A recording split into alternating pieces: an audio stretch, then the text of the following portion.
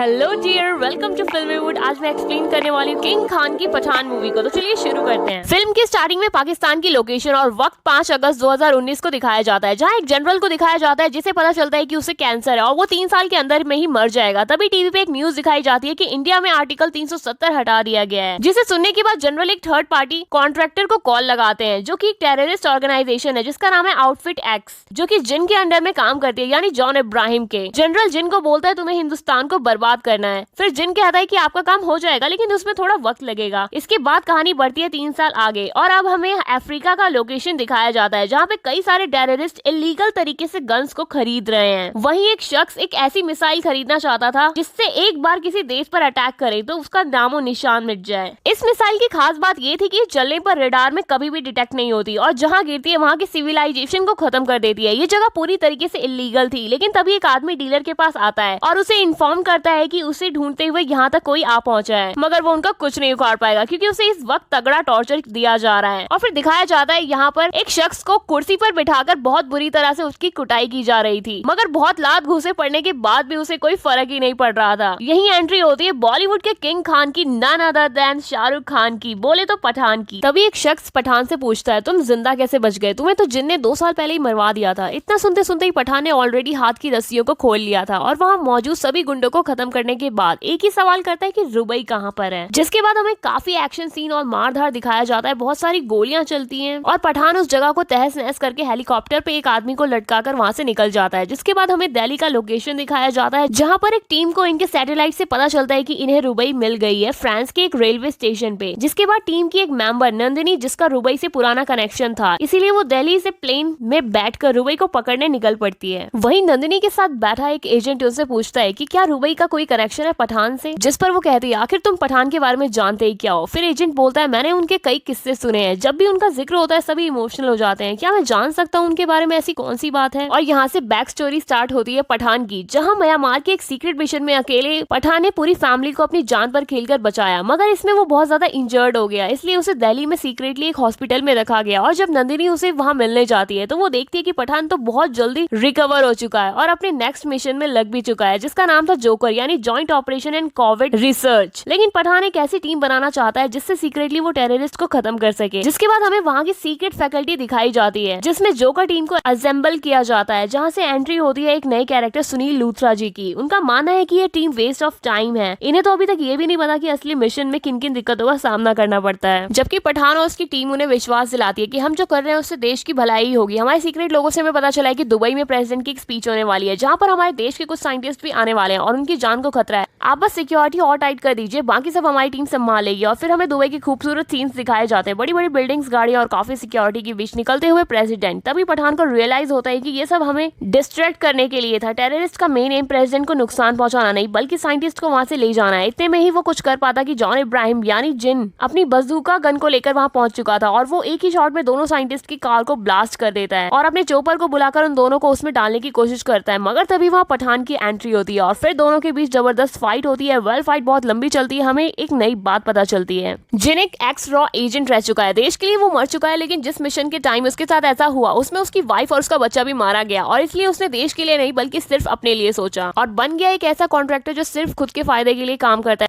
भले ही किसी देश का नुकसान हो या फिर फायदा। हालांकि जिन अपने इस काम में कामयाबी हो चुका था, लेकिन पठान हार नहीं मानना चाहता था और अपनी टीम के साथ जिन को पकड़ने के लिए स्पेन पहुंच जाता है। पठान को अपनी टीम से रुबीना खान नाम की एक लड़की के बारे में पता चलता है, जो कि उनके ग्रुप के साथ काम कर रही थी। इसलिए जब पठान उस पर नजर रखने के लिए जाता है तो तभी जिन और उसकी टीम उसे पकड़ लेती है। जिसके बाद जिन अपने आदमियों को पठान को खत्म करने का ऑर्डर देकर वहां से चला जाता है। लेकिन तभी वहां पर रुबीना जी की एंट्री होती है, जो पठान के साथ मिल जाती है और उसे बचा लेती है और कहती है कि जिस तरह तुम एक सोल्जर हो वैसे मैं भी ISI के एक एजेंट हूँ। मैं भी यहाँ पर जिन को पकड़ने आई हूँ, पिछले 1 साल से जिन के साथ अंडरकवर एजेंट होकर काम कर रही हूँ। वेल, इनका टीम अप हो जाता है, जिसके बाद ये जिन को पकड़ने का प्लान बनाते हैं। तभी इन्हें पता चलता है कि जिन अपनी डिलीवरी 1 हफ्ते के बाद लेने वाला है, जिसका नाम है रक्त बीज, जो अगर फैल गया तो पूरी नस्ल को ही तबाह कर देगा। और अब ये रक्त बीज जिनके हाथ ना लगे, इसलिए ये दोनों पहुंचते हैं रशिया। लेकिन यहाँ पहुंचने पर इनके सामने एक चैलेंज था। यहाँ पर एक ऐसा सीक्रेट वोल्ट था जो इतना मजबूत था जिसे ना ही बम से तोड़ा फोड़ा जा सकता था, ना ही लेजर से काटा जा सकता था। इसे खोलने का एक ही रास्ता था, इसका ताला और चाबी। इसके जुगाड़ के लिए पठान पठान रुबई को रशिया के ऑफिसर के पास भेजता है उसके फिंगरप्रिंट्स के लिए। इधर पठान कैरन मैडम के पास खुद पहुंचता है। फिंगरप्रिंट के मिल जाने के बाद इनका अगला टास्क था इन्हीं के ऑफिस से ताले और चाबी को चुराना, जो कि शहर के 2 अलग अलग जगहों पर थे। और इस स्टोरी को सक्सेसफुल बनाने के लिए पठान 2 शानदार पायलट्स को हायर करता है और काफी मेहनत के बाद फाइनली ये लोग स्टोरी को अंजाम दे देते हैं। लेकिन फिर हमें एक मजेदार ट्विस्ट देखने को मिलता है, यानी रुबई दे देती है पठान को धोखा और फ्लैशबैक में हमें पता चलता है कि खुद जिन उस रक्त बीज को पाना चाहता था, लेकिन उसके लिए ये पॉसिबल नहीं था और पठान इसे इजीली कर सकता था, इसलिए उसने रुबई का इस्तेमाल किया। यहाँ सीन शिफ्ट होता है रशियन की जेल में, जहाँ नंदिनी आके बोलती है ये हमारा एजेंट नहीं है, इसको मारकर खेल खत्म करो। तभी पठान सोचने लगता है कि मैं तो देश के बारे में सोच रहा था और आज मेरी ही लाइफ की कोई वैल्यू नहीं है। जिसके बाद उसे मेन जेल पे ट्रांसफर करने के लिए ले जाया ही जा रहा होता है कि ट्रेन में उस पर रशियन गुंडों के हमले करवा दिए जाते हैं, जिसमें पठान की खूब धुलाई होती है। फिर आता है पठान मूवी का one of the best cameo scene, जिसमें बॉलीवुड के भाईजान यानी सलमान खान की एंट्री दिखाई जाती है। टाइगर एंट्री के साथ ही 15 से 20 मिनट तक सबकी जबरदस्त धुलाई करते हैं और फाइट के एंड होने के बाद जाते जाते पठान से कहते हैं कि मरना मत, मेरा एक और बड़ा मिशन है, मुझे वहाँ तुम्हारी जरूरत पड़ेगी तो आना जरूर। जिसके बाद कहानी वापस इंडिया में आती है, जहाँ पर नंदिनी जी पहुंच चुकी होती है पठान के पास, जो उसे रुबई का फोटो दिखाती है और बताती है हमने इसे फ्रांस में देखा है। पठान को तो ऑलरेडी रुबिया से धोखा मिल चुका था, तो वो पहुंच जाता है रुबीना के पास और उसे गन पॉइंट पर कर देता है, जहाँ रुबीना का कन्फेशन स्टार्ट होता है और उसके मन में देशभक्ति की भावना जाग जाती है और वो बोलती है कि जिस रक्त बीज का यूज करने वाला था उसे बहुत से मासूमों की जान जाने वाली थी और ये बात पहले मुझे नहीं पता थी। और जब उसे पता चला उसने अपना इरादा बदल लिया और उसने फाइनली पठान के साथ पैचअप कर लिया। अब सीन शिफ्ट होता है रशिया में और हमें दिखाया जाता है जो वायरस जिन बनवाना चाहता था वो बन चुका है। साइंटिस्ट उससे बोलता है इससे बहुत सारे मासूम मारे जाएंगे, क्या तुम सच में ये करने वाले हो? मगर जिन तो बदले की आग में था। जिस तरह उसकी फैमिली गई, वो चाहता था कि वो इंडियन एजेंट्स भी देखें क्या होता है फैमिली को खोने का दुख। इतने में ही पठान और रुबई की एंट्री होती है। अगेन हमें कमाल के फाइट सीन्स देखने को मिलते हैं जो बिल्कुल फास्ट एंड फ्यूरियस सीरीज के सीन्स की तरह हैं। बर्फ में चेस सीक्वेंस, लंबी चौड़ी गन फाइट, इसके साथ तगड़े CGI effects. At the end of fight हमें ये पता चलता है कि 2 बॉल्स जिनमें वायरस हैं, एक पठान ले जाता है और दूसरा जिन के पास रह जाता है। फिर पठान लैब में उस बॉल को खुलवाता है, फिर वो देखते हैं कि उसमें तो सिर्फ पानी भरा था। फिर इतने में ही जिन का वीडियो कॉल आता है और वो बोलता है कि इस बॉल में 3 लेयर्स थी जिसमें वायरस के नैनो पार्टिकल्स मौजूद थे और अब धीरे धीरे सबके सूट्स और बॉडी पर उस वायरस का असर होने लगा था और इस वायरस का नाम था स्मॉल पॉक्स और ये जहाँ पर भी फैलता सिर्फ 3 घंटे में ही सबकी जान ले लेता है। और अभी यहाँ के ग्लास कंटेनर लैब में ही ये वायरस मौजूद था, इसलिए ये सारे साइंटिस्ट और डिम्पल मैम ये फैसला करते हैं कि खुद को देश के लिए कुर्बान करेंगे ताकि बाकी जगह ये फैलकर बाकी लोगों को इन्फेक्ट ना करे। अब इधर दिखाया जाता है कि जिस आदमी को पठान हेलीकॉप्टर से लेकर भागा था उसकी कुटाई करके उससे पूछा जाता है कि जिन कहाँ, कब और कैसे इस वायरस का इस्तेमाल करने वाला है। तो वो बस इतना बताता है इसे अफगानिस्तान में लॉन्च किया जाएगा, इसलिए पठान पहुंच जाते हैं अपनी टीम के साथ अफगानिस्तान बड़ी शानदार एंट्री के साथ। इधर जिन और जनरल को दिखाया जाता है जो अपने वायरस की डिलीवरी लेने आया होता है कि तभी इन्हें पता चलता है कि अफगानिस्तान के एक छोटे से शहर में इस वायरस से इन्फेक्टेड लोग देखे गए हैं। तो जनरल कहता है तुमने कहा था ये बस मुझे मिलेगा। फिर जिन वहाँ सोल्जर्स को भेजता है जहाँ हमें पता चलता है कि ये सब पठान की साजिश थी। अफगानिस्तान के लोग इसमें पठान की मदद करते हैं और फिर पठान सोल्जर्स के कपड़े पहनकर जिन को पकड़ लेता है और अगेन मस्त एक्शन सीन। और इस बार रुबई ने भी बड़ी वाली गन उठाकर पूरी जगह को तहस नहस कर दिया और इधर पठान को पता चलता है कि वो वायरस मिसाइल ऑलरेडी जिन ने दिल्ली जाने वाली फ्लाइट में छिपा दिया था और उसको कंट्रोल यहाँ से कर रहा है। वहीं दूसरी ओर पठान की टीम उस बड़ी मिसाइल को रोकने की कोशिश करती है और इधर पठान जिनका सामना कर रहा था, दोनों के बीच वापस धांसू फाइट होती है। इधर दिल्ली में लैंड होने वाली फ्लाइट आने वाली थी और वक्त बचा था सिर्फ 2 सेकंड, यानी वायरस प्लेन में फैल जाता और फिर बाकी सभी इन्फेक्ट हो जाते जिससे पूरा शहर कुछ घंटों में ही खत्म हो जाता। वहीं लूथर पठान से कहता है कि आखिरी मौका है और पठान किसी भी तरह उस बटन को जिन को दबाने से रोक देता है और इसी के साथ एक बड़ा हादसा होने से टल जाता है। अब सबकी जानें भी बच जाती है और वहीं पठान भी अपने आखिरी दुश्मन को खत्म कर देता है, मगर जाने से पहले उसका मेडल रख लेता है जिसकी असली हकदार और कोई नहीं डिम्पल मैम थी। लूथर जी आते हैं पठान के पास और एक लंबी स्पीच देते हैं कि हमें वापस से टाइगर कबीर को इस गैंग में लाना पड़ेगा और देश दुनिया से भारत को बचाना पड़ेगा, जिसमें सभी को मिलकर काम करना होगा। इसी सस्पेंस के साथ ये मूवी यहीं पर खत्म होती है और अगर आपको वीडियो अच्छी लगी हो तो लाइक, शेयर एंड सब्सक्राइब जरूर करें।